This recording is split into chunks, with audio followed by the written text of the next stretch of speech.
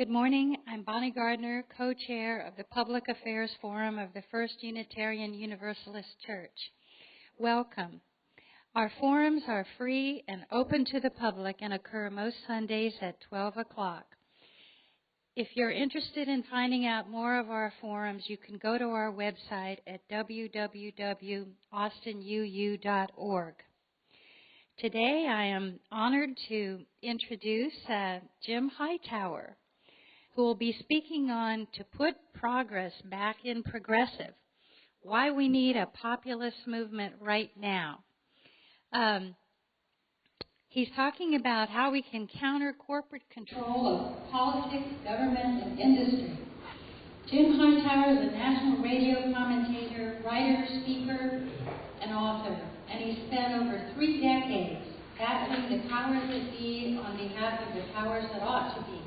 Ordinary people, consumers, working families, environmentalists, small businesses, and just plain folks. He's a true American hero. He was twice elected as Texas Agriculture Commissioner, and he sees the true political spectrum not at the right, not right to left, but top to bottom. He's a leading national voice for the 80% of the public who no longer find themselves within shouting distance of Washington and Wall Street powers at the top.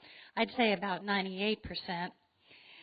Hightower is a modern-day Johnny Appleseed, spreading the message of progressive populism all across the American grassroots. Let's give a warm welcome to our true Texas hero, Jim Hightower. Thank you. Thank you. Thank you. Thank you so much. Thank you, Bonnie, for a good job of getting us launched here this morning. It's a joy to be back here in the UU Sanctuary with all of you terrific folks. Another public affairs forum with you Unitarian freethinkers, you Universalist truth seekers, as well as our electronic congregants via the Austin Public Access TV. And I thank you for allowing the scruffy Texas populace to join you here in this big-hearted, big-minded green church on Grover. And in fact, I'm fairly rooted these days in the church. My office over on the east side is an old Church of the Nazarene over there.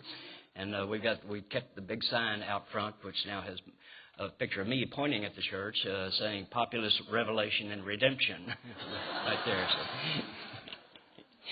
So. Great to be joining you also. I see appropriate green colors here today on St. Patrick's Day. I think we might have done better had we met at the Dog and Duck or something this afternoon. But I'll offer you a St. Patrick's Day toast. The health of the salmon to you, a long life, a full heart, and a wet mouth. That can come your way after the sermon here this morning. I'm mainly here to say thank you. I've worked with so many of you over the years, so I know the work that you do. Thank you as well as a church, as individuals and families, as involved members of all kinds of community groups. And thanks, too, for doing what you do with such a sassy spirit and joyous agitation. You know, I've always felt that battling the bastards is about as much fun as you have with your clothes on. And I like to have fun doing it. I was up in Stonington, Maine this past summer, and there's a guy there who owns an art gallery, and he's got an old pickup truck. And on the back window of the cab, he has a sign there that says, "Warning, armed liberal, back way off."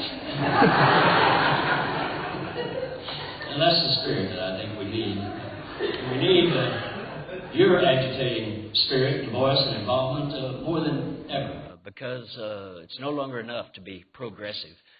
We've been passively progressive for a long time. We've got to become aggressive again because the powers that be have turned radically regressive, running roughshod over us, roughshod over our air and our water and soil, over our climate, roughshod over old folks and children, now roughshod over the middle class as well as the poor, roughshod over our democratic values, roughshod over the very idea of egalitarianism, which is the idea of America, I think. And not only do I live in Austin, I live in South Austin, and we have a little bit different attitude over there. Our unofficial slogan on the South Side is "We're all here because we're not all there." And I think that's why you're in this church and why we're all here this morning, because the powers that be, corporate and political and media, are nowhere near there on what this country really stands for when it comes to grasping what America, what our people are all about. They're as confused as goats on AstroTurf, it seems to me. I mean, they have no concept of the economic fairness, social justice, equal opportunity, which are the three founding values of our great nation. By they, I'm talking about the downsizers and privatizers, the Goldman Sachers and the J.P. Morgan chasers, the big oil frackers and XL pipeliners, the big shots, bankers, bastards, and bullshitters who feel entitled to run roughshod over us. They get to thinking they're the top dogs and we're just a bunch of fire hydrants out here in the countryside. But we see that narcissistic avarice and arrogance again and again these days. They used to kind of keep it somewhat hidden, but now it's loose on the land. We certainly see it in our everyday economy. I mean, think about it. In just 30 years, we've gone from Ronald Reagan's trickle-down economics to the Koch brothers' tinkle-down economics. The Wall Street banksters who crashed our Main Street economy are now continuing to get bailouts and bonuses, while the crashees, the victims of their greed, are getting pink slips and eviction notices. In 2010, the top 10 hedge fund hucksters, just 10 individuals, hauled in a total of $1.7 billion in personal pay. That's $170 million each for 1 year.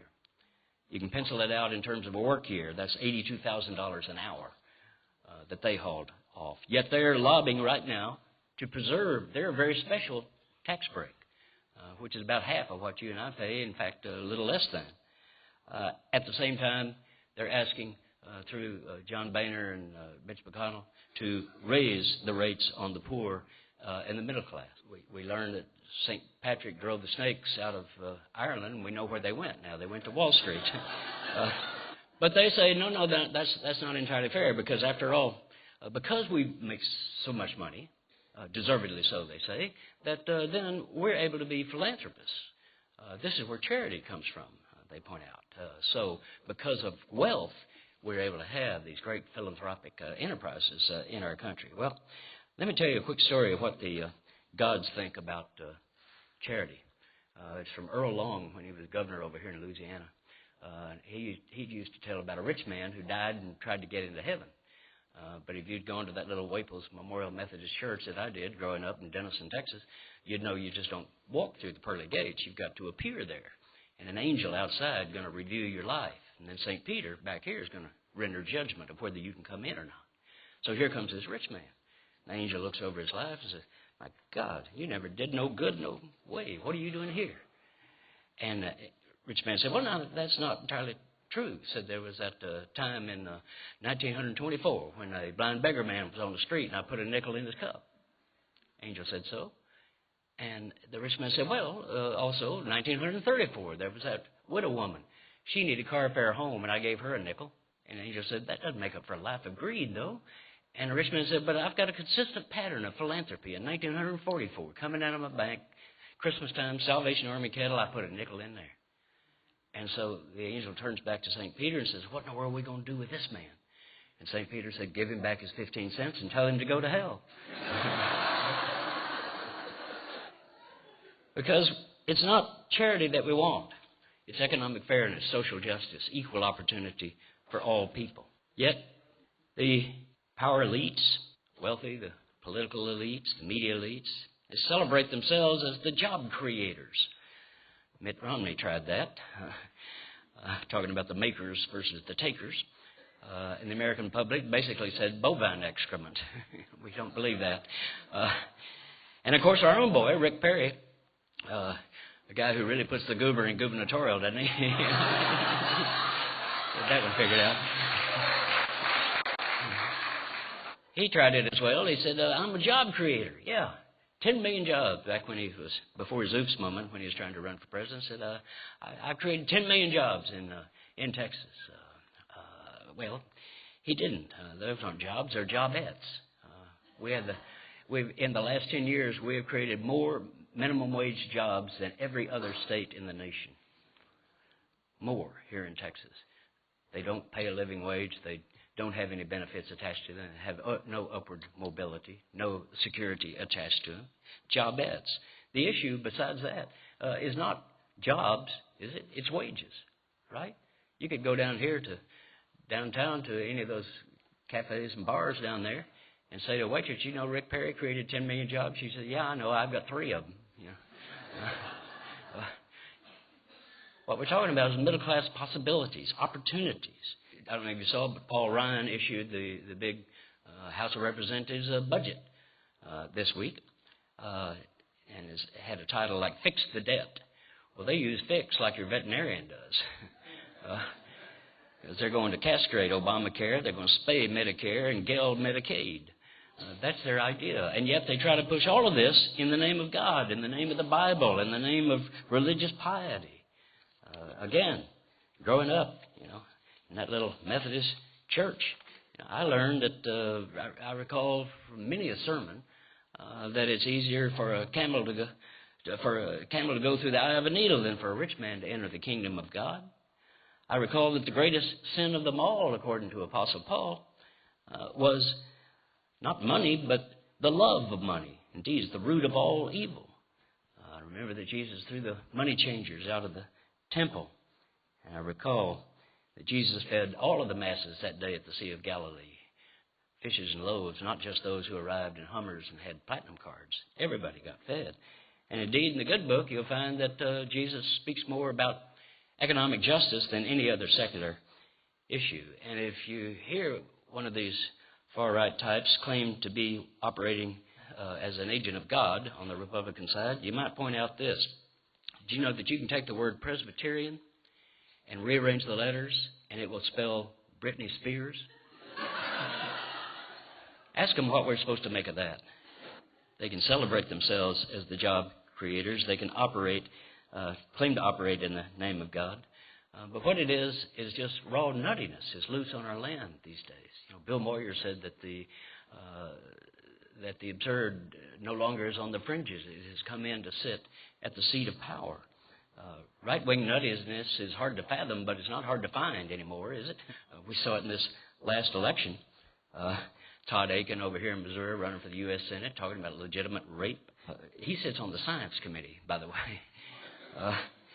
And just as weird, Michelle Bachmann sits on the Intelligence Committee. I'm just saying. And then, again, Rick Perry, he's a tenther, you know. Hates big government. Hates Barack Obama. Hates the federals. No to extended unemployment benefit for the jobless people in Texas, he said. No to the she-devils of Planned Parenthood. No money to them. No to Medicaid money to help Texas's poor people. The big, intrusive government, he said, cannot be tolerated. Then he turned and demands that the state use ultrasounds into the uterus of the women in our state. And he's now saying that poor people on welfare should have to pee in a cup before they get any welfare. Yeah, I look at a guy like Perry and I think, 100,000 sperm and you were the fastest? Well, that is the nature of the fight that we're in. I believe it's a big time for America, a big time for you and me, one of those when in the course of human events moments that Thomas Jefferson wrote about. The powers that be are trying to establish a plutocracy, an autocracy, to some degree a theocracy, and certainly a kleptocracy. The list of battles that we are in is long. We've got to say no to Citizens United Supreme Court decision and repeal that. We need our city council to embrace that idea, by the way. We've got to say yes to raising the minimum wage to at least $10 an hour. That just gets it back to where it was in terms of buying power in 1968. And by the way, this is something that the polls show the American people broadly support, including a majority of Republicans support it. Evangelicals support it, right on across the board. Overwhelming support for raising the minimum wage. That's not just an economic issue, that is a moral issue. We've got to say no to the stupid drug war that is imprisoning so many people and wasting resources in our country. We've got to say yes to building the green economy as you've making your contribution here in this great church. We've got to say no to the drone wars abroad and now as they try to bring it home here to America. It's not easy making these kinds of fights, and I know there are a bunch of different ones. But they all come down to that central issue of too few people control too much of the money and power in our country. And they're using that control to get more for themselves at our expense. That's what's going on. There's a word for this, thievery. Woody Guthrie had that great song. You know, I had the honor last March, to go up to Tulsa, Oklahoma, which many Texans do not consider an honor at all, but it was because Oklahoma has decided to embrace Woody Guthrie, and they're building a Woody Guthrie Center in Tulsa. And it was the 100th anniversary of Woody's birth last year, and so they had this big symposium, and I was the keynote speaker at it. And it was just a wonderful thing, and the theme of my talk was, where's Woody when we need him? But I pointed out that if Woody Guthrie came back today, he wouldn't have to write a single new lyric, would he? Just use those old. So that Pretty Boy Floyd the Outlaw got that verse, says, through this world I travel, I see lots of funny men. Some would rob you with a 6-gun and some with a fountain pen. It's the fountain pens who are doing the serious stealing today. And that's what we're up against. And it's not easy taking on those concentrated powers. But it's essential. I think of Butch Hancock, one of our great singer-songwriters here in Austin. Somebody comes out of Lubbock, and with Jimmy Dale Gilmore and Joe Ely out there, they were called Flatlanders. And he was on a radio show that Susan DeMarco and I did for a while, a few years ago, and he was explaining to us how difficult it was to be a teenage boy growing up in that religious right, just puritanical culture there. And he said that they taught us that sex was just the filthiest, nastiest thing on earth, and you should save it for someone you love.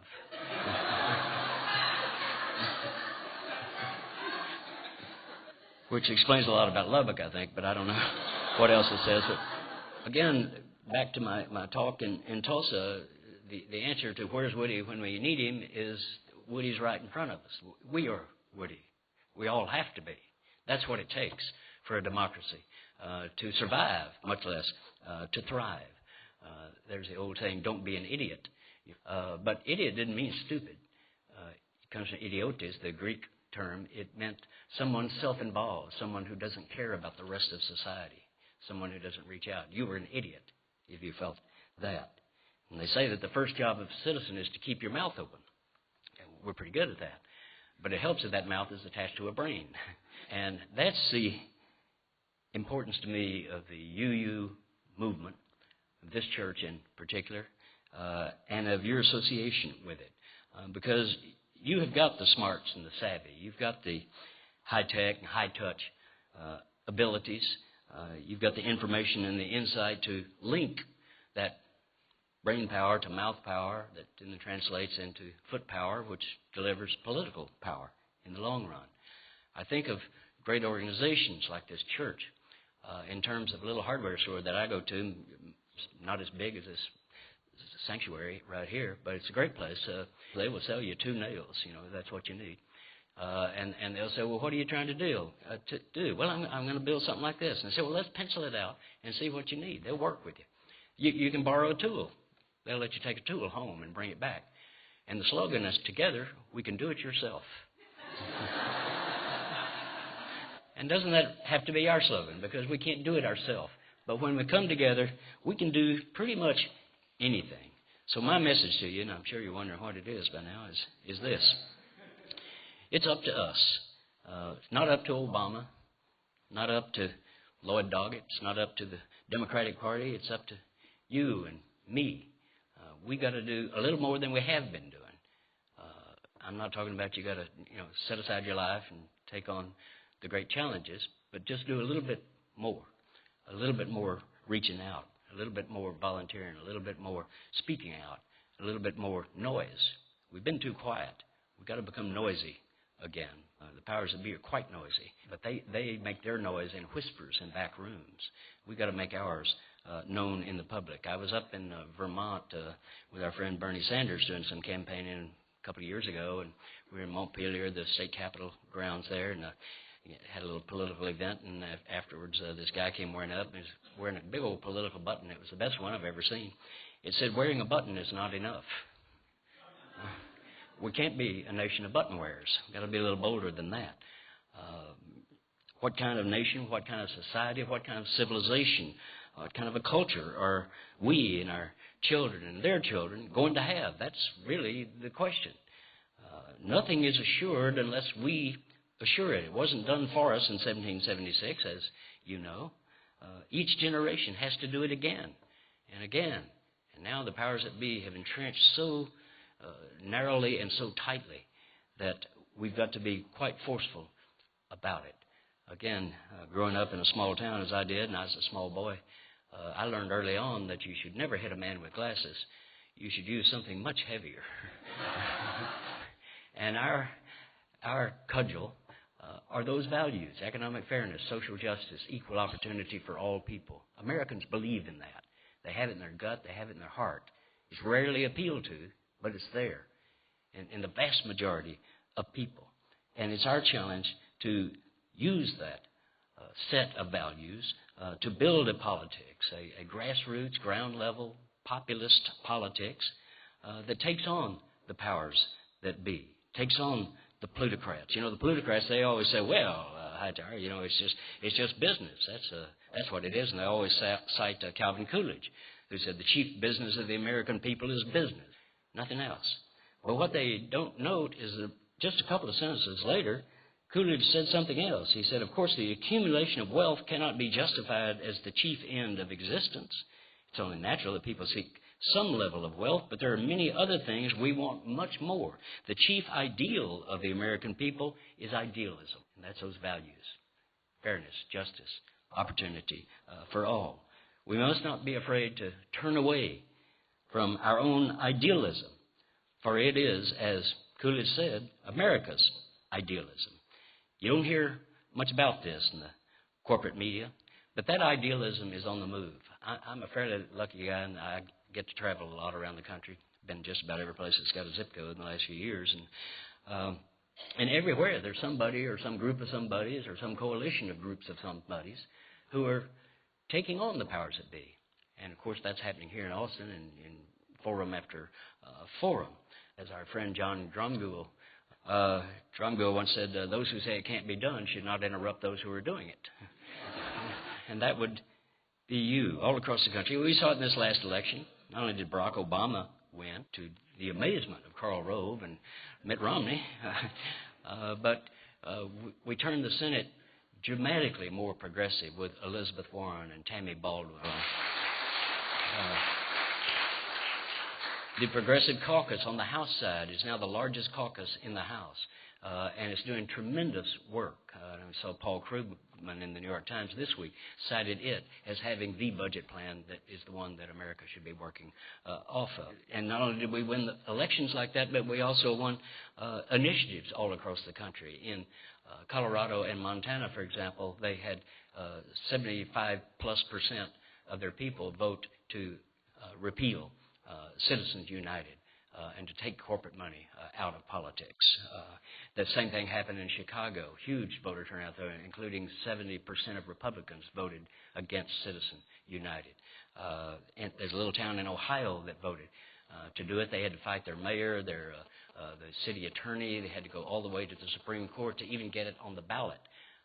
But they finally managed to do it, and this is an initiative, and then they passed it. It's an initiative that requires the mayor every 2 years to host a town meeting on corporate money in politics, and then to send to every member of the legislature and every member of Congress a letter explaining what the people wanted done about that money in politics. It was a dramatic step. You know, it's something important that can happen. And all of these initiatives are now 11 states and about 300 communities had passed resolutions calling on the Congress to send to the people a constitutional amendment to overturn Citizens United. Let us vote on it is essentially what they are saying. There's another Irish proverb: take gifts with a sigh. Most men give to be paid. And that's certainly what corporate money is all about, as we saw in the Wall Street bailout. It's happening locally all across the nation. The great, what I call the upchuck rebellion, is the food rebellion in our country. Industrial food. Susan DeMarco and I wrote a book back in 1972 called Hard Tomatoes, Hard Times. That was the first modern-day book on industrialized agriculture in our country.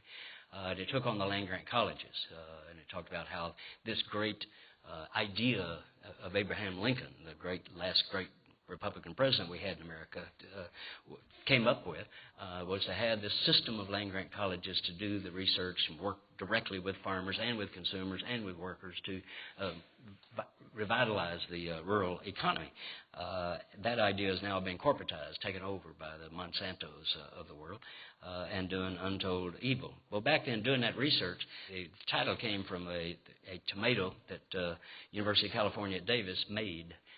They had to create a tomato because Del Monte Corporation wanted a mechanical harvester. They wanted to get rid of farm workers, and they wanted to get rid of thousands of small farmers. So they wanted a mechanical harvester. UC Davis built one for them, but it crushed the tomatoes. So then they made a tomato that was hard, and that's where that came from. But DeMarco, in doing the research, he went to see the head of all ag research at the U.S. Department of Agriculture and interviewed him. And he was very proud of this tomato. He said, "Boy, they'll last 3 months in a bin, in a grocery store bin. You know, so it's just marvelous." And she said, well, I guess so, but what about, she said, I come from New Jersey, and we used to have these delicious local tomatoes. And he said, and he leaned over to her and said, your children will never know the difference. And that's the arrogance, that's the attitude that they have. But, of course, the children did know the difference, and now we have farmers markets, about 20 right here in the Austin area, for example, when 30 years ago there were none in Texas, period. That's the upchuck rebellion, the cooperative movement in our state and right here in our city.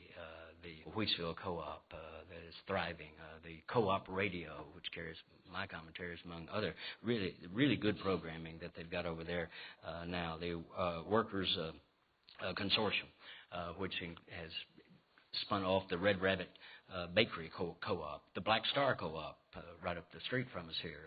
Beer people, we're talking beer here. It's marvelous what they have done there. Everybody gets paid a living wage. That's the kind of economy that we could have if we control the economic institutions, which you do through a co-op. Well, enough of this. Get to your comments and observations. I'll leave you with this. This is something from the late Louis Grizzard, the late great Southern comedian, who once said something all of us in the South grew up to know, and that is that there's a great big difference between being naked and being naked. Being naked means you have no clothes on. Being naked means you have no clothes on and you are up to something. So we got to get naked. Thank you very much. Thanks for having me.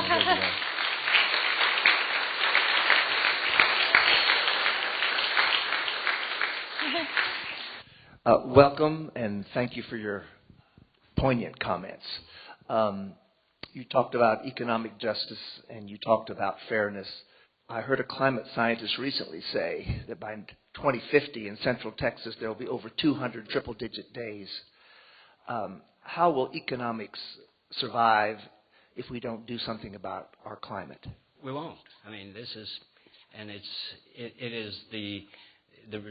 this concentrated power, economic power, that is with this money in politics that has perverted the policy makers so severely that they refuse even to look at it, even to acknowledge that it's there, in the case of many of them. But I think Rick Perry said it's a theory that's out there. When in fact, we had 90, 100-degree days 2 years ago, in the summertime. It's going to be 90 degrees tomorrow, March 18th in Texas. There's a clue there, people. Try to find it. So that is one of the huge litanies on the litany of tasks that we have before us, but it has to be a very high priority because it can undo everything. Brother Hightower, thank you so much for your comments and your good humor about them. But I think your good humor belies sometimes the profound seriousness of what needs to be done. So if you would please address share with us your ideas in addition to the co-ops that people can join and participate in. Share with us some of your specific and practical ideas about how we in this meeting today and in our church can be more actively involved in making the kind of changes we must. Well, sure. Start with those co-ops. And it's not just the three I mentioned. I think there are 15 different co-ops here in Austin. And there's a co-op think tank that is based here to spin off more of these. That's something that you can get involved in. Stanford University was created by Leland Stanford, a robber baron. He's the guy who drove the Golden Spike in the Transcontinental Railroad. Late in life, he came around to be a proponent of cooperatives, saying that cooperatives could do anything that a corporation can do, and it would be democratically run. And so he put the money up for Stanford University to be a school that taught cooperative principles and cooperative management and et cetera. He died 2 years after he created it, and they immediately abandoned it. There's not even a co-op course taught at Stanford University today. But that doesn't mean that they're not thriving, because they are. So that's one thing you can do, is to get involved. Just start by going down and talking to the folks at Wheatsville or any other co-ops here, but certainly at Wheatsville, and ask Black Star Co-op, the brew pub, for their business plan, and begin to show that around. That's a terrific model. They spent 5 years developing that plan and raising the capital. It's a very serious business enterprise, but a very democratic business enterprise from the grassroots up. Certainly taking on politics, I don't know, our city council keeps throwing money at, corporations that say, well, we'd love to come to Austin, but you've got to give us $40 million, so the city does, the county does, the state does. Meanwhile, there are all these businesses here that create more jobs than those corporations do, and they never even ask for a dime because they don't see the sense of it, nor would they get it if they did. So this is raw bribery, and we're being hijacked, basically, held hostage by these corporations. So we have to take on that kind of an issue, or take the issue of climate change to the city council. They can pass a resolution. Well, why haven't they passed a resolution calling for the repeal of Citizens United, for example? They are considering it. There are a couple of people there who are sponsoring it. I don't know which ones. But get behind that. Again, you can do a little something, and certainly you can shop at the farmers markets and buy local and use your dollars in a way that are democratic rather than plutocratic. Hi, Rocket Gravy. I'm a physicist, and I'm always amazed at public statements that are made that are just scientifically contradictory. And you gave an example from ag science that sounds that way. To what extent does corporate money influence all of these statements of the public believing science stuff that's nonsense? To what extent does the corporate money influence the public debate in terms of perverting science and denying science and et cetera? Well, it's enormous. I mean, Exxon has put billions of dollars, probably $2 or $3 billion over the last 30 years into climate change denial organizations. The Koch brothers have done the same, and their front groups, the Americans for Progress, or Americans for Prosperity, the Cato Institute, a bunch of those come out of the Koch brothers' fortune, and their main business is in oil and gas. They are a big pusher of the tar sands oil coming out of Canada that would build a pipeline ripping through our state, allowing a corporation to use the power of eminent domain to take people's ranch land and farmland from them, to run a pipeline all the way down to Port Arthur. And they say, well, this is all about energy independence. This is the kind of falsehood that they put out. This is about energy independence for America. Well, why would you build a pipeline to move very nasty oil? Just getting oil out of the ground adds enormously to climate change. Some say it's will just dramatically increase it.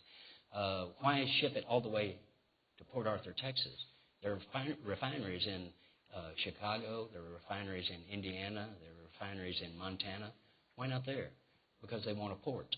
That oil is not going to America. It's going to China, it's going to Brazil, and it's going to Europe. So it's a straight-out lie.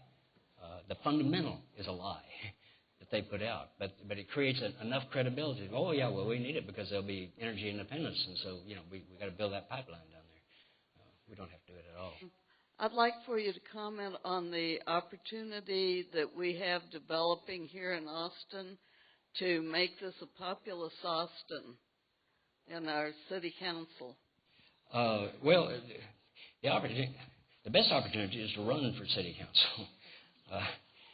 When I was first campaigning, I was out in West Texas, and I was talking to this guy in a cafe. And he said, he was happy that I was running. He said, we need good people to run for office. And said, I had an issue here. He said, I was so mad at the sheriff. And the sheriff, I wrote letters to the editor. I tried talking to the sheriff. I called him, et cetera. And finally, it was just a waste of my time, and it was just ruining my life. And so I gave it up. And he said, so I'm no longer angry at the sheriff. He said, I am the sheriff. Said, I filed against the son of a bitch and I beat him.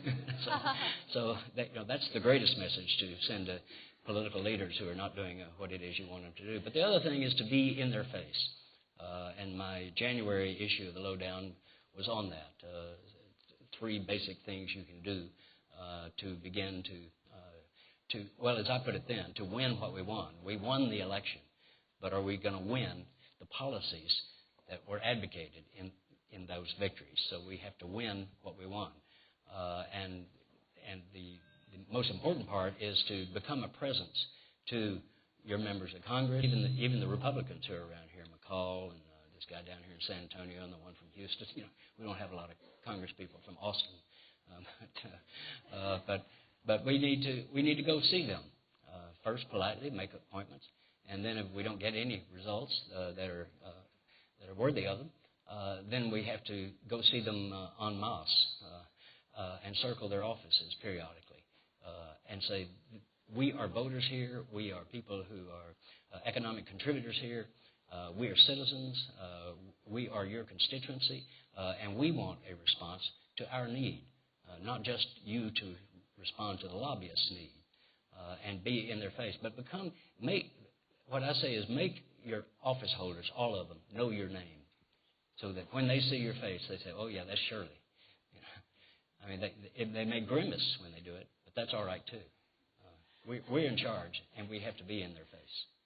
We have a question back here from Tim Mahoney. Would you stand up, please? Just wondering, if getting a political populist philosophy working on the ground, it's not only connecting the heart and the mind, but what is the importance of getting people with an actual sense of place? A sense of place being where you are? Yeah. Well, of course. And that's where the reforms I'm talking about, the great success that I'm seeing around the country, none of it's national. It's all local. People are making a difference. They're developing models that work. They're electing good people. They're generating new ways to campaign. There's a group out in Oregon started something called the Bus Project. And in 2 election cycles, they switched 10 seats in the House and 10 seats in the Senate and made both houses Democratic out there. They did it by young people going door to door in swing districts. And a lot of these legislators, you look at the state capitol and you say, who are these goobers who are down there doing this stuff? Good Lord, where do they come from? Well, they come from little districts that are having very, very low voter turnout. A change of 300 votes in many of those elections would switch it to the Democrats. So if we recruit progressive candidates, put a real campaign organization around them locally, and then get people to volunteer to do the door-to-door work, which is the most effective campaigning there is, then we will win those seats, and we will win it back. That is, by the way, a strategy that the Texas State Democratic Party is now undertaking. Alberto Hinojosa is our new party chair, and he's committed to doing this grassroots organizing. They're targeting 20 small cities in the state. They're going to move organizers into each of them and try to get something going. Again, we just haven't been trying. We have... Well, a lady was telling me that out in Lakeway, Democratic women had a meeting out there, and they were complaining that Mexican Americans, there's a lot of Mexican Americans live out there, people who work out there, and said, well, they won't come to our meeting. They were meeting in the country club. Why don't we start with that? So that's a sense of place. You got to have a sense of where you are. My name is Mike Powers. Jim, I really appreciate your words. I am especially impressed by the fact that you reiterate often how few people control so much of the power and wealth in our country. And I personally would recommend for anyone who wants to learn more about that, how we evolved to this point, to read Howard Zinn's People's History of the United States. And I would like to know what you think of the book as well. Well, Howard Zinn's a hero of mine. It was a great loss to lose him just a couple of years ago. It's a wonderful book, and he's a wonderful man. But as he would tell you, that book and his life is the product of a lot of people that brought it to the fore. And yes, that book should be spread everywhere. Another good book is Larry Goodwin's The Populist Moment in American History. You might look at our own history. The state of Texas, the first state constitution, we were settled by debtors, mavericks and mutts, just a few malcontents and some psychopaths as well. But they hated corporations. They were fleeing the banks. And in the first state constitution in Texas, you could not create a bank. They were outlawed. It took a two-thirds vote of the legislature, both houses, to form a corporation in Texas. We come from populist roots, and that developed because the people themselves had that attitude because they were having real experiences. And now we're having experiences, and we've got to put that same attitude into politics. Thanks, Jim. This question is also related to the climate change. And my sister lives in Oregon, and they're having big fights over the efforts of companies to export coal to transport it by train from Montana to the Oregon and Washington coast and ship it off to China. The coal that they're getting is I think, is being leased by the government at extremely low rates. It's something like $20 per ton is all they have to pay to get this coal to ship it over and pollute the world via China, our manufacturers in China. So I just wondered what you think about that. Well, that's a broad problem in our economy and in our politics, is that we've become a maker of nothing and an exporter of raw materials. We send whole logs to China, and then we buy toothpicks coming back. I bet we could make toothpicks. So that, and then you add this to it. Well, all of it adds to climate change because of the transportation, energy costs, loss, and that's taking place again in the tar sands oil and so much of it. So yes, the leasing of land. There's a 1850s mining law that allows exploitation, corporations to exploit and pay a pittance to be able to get gold, to get timber, to get oil off of our public lands. And that needs to change. They should have to pay a fair market rate to get that. We have a question here. Hi, Jim. I want to thank you for being here, and your words have been just wonderful. My name is Michael Donosky, and my question is regarding bringing Medicaid to Texas and our illustrious governor's resistance to same. And as you know, Republican governors throughout the country have switched and chosen to actually accept the funds. Is there a vehicle or a practical way to try to influence our governor or to maybe have some impact on that issue? Yeah, I would be a great lobbyist with Rick Perry. No, I don't. This is beyond insane, what Perry is doing, because as you indicated, there have been 7 Republican governors, far right-wing Republicans, were rejecting the Medicaid expansion. But they read about an election that was held last November in which the opponents of Obamacare lost, and the proponent, who made it central to his campaign, won.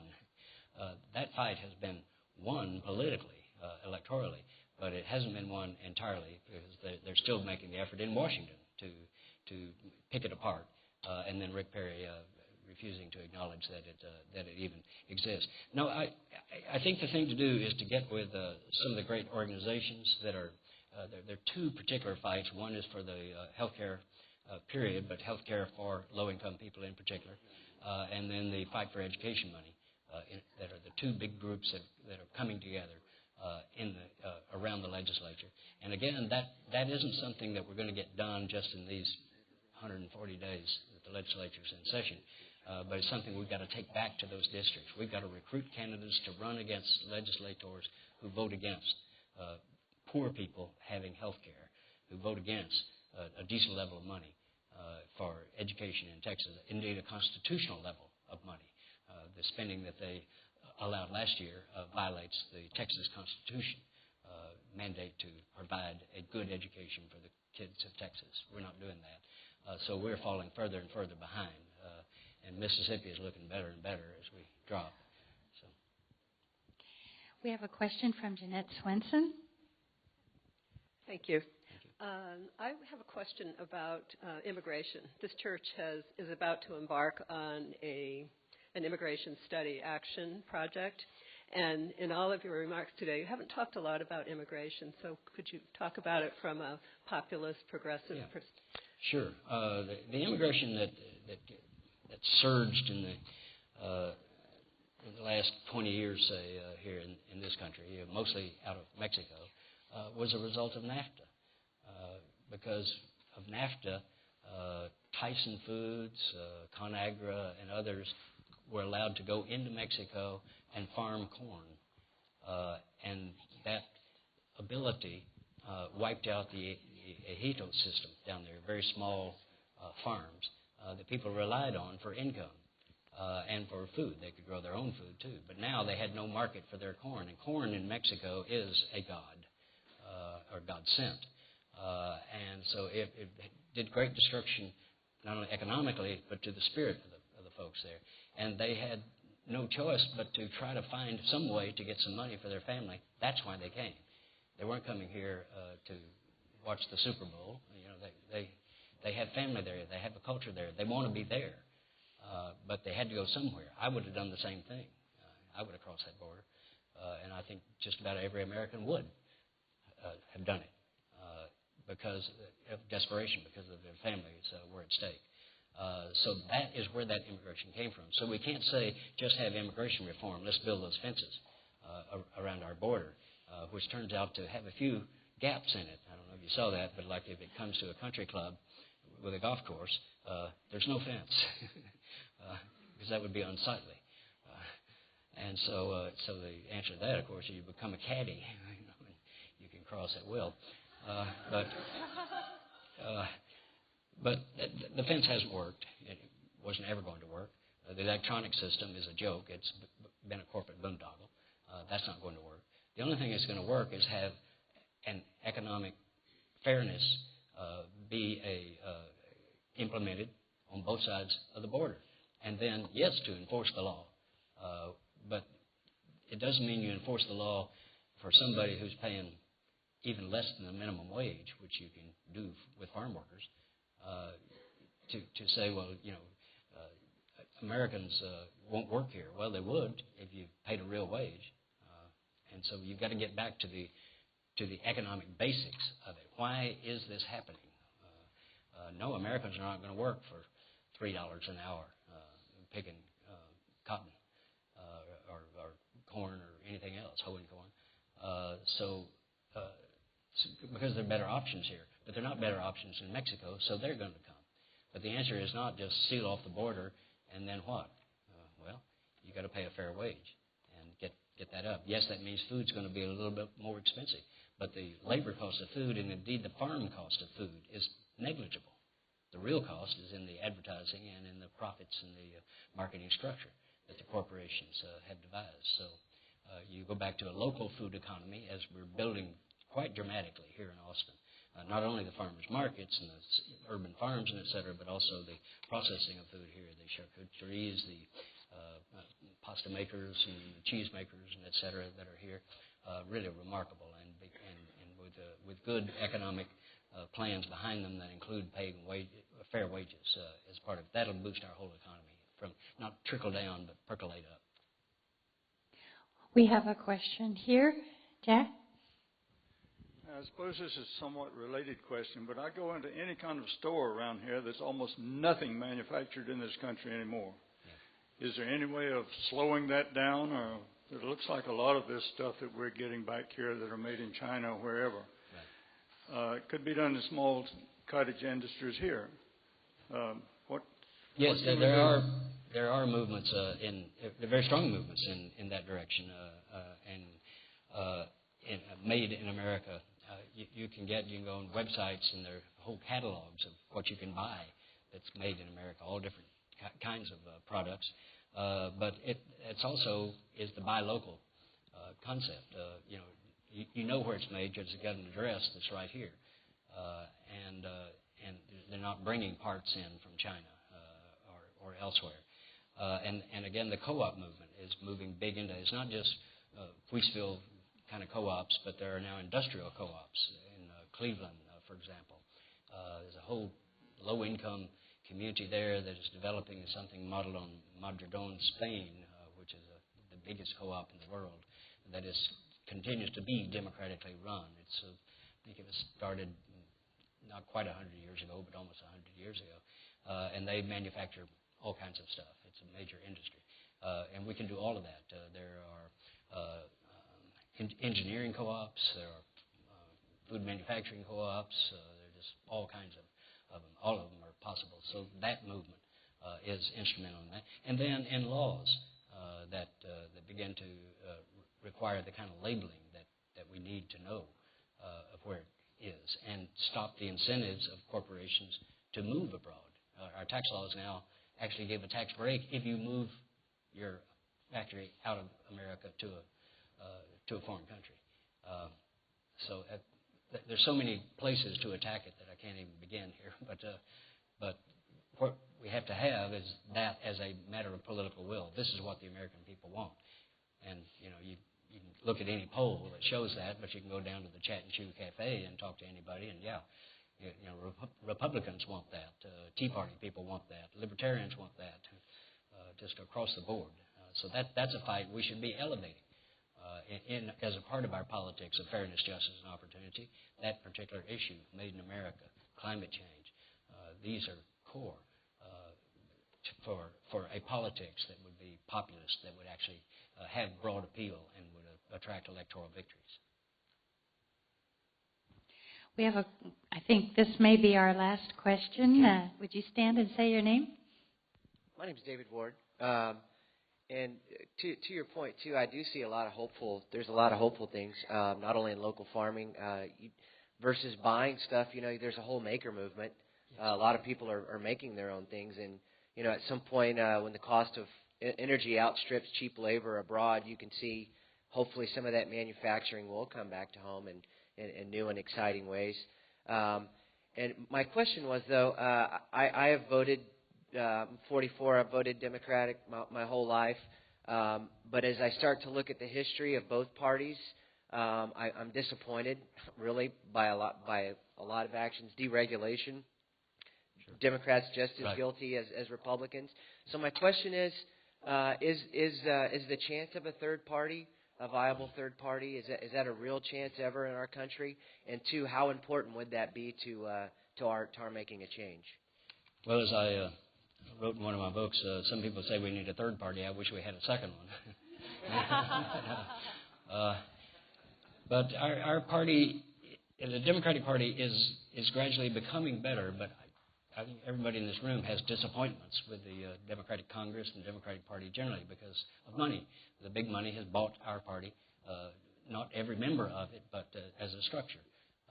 Generally, and Obama recently just did a terrible thing in allowing corporations to finance his inaugural, and then said, well, but I'm going to publish online so everybody will see that there's no conflict of interest.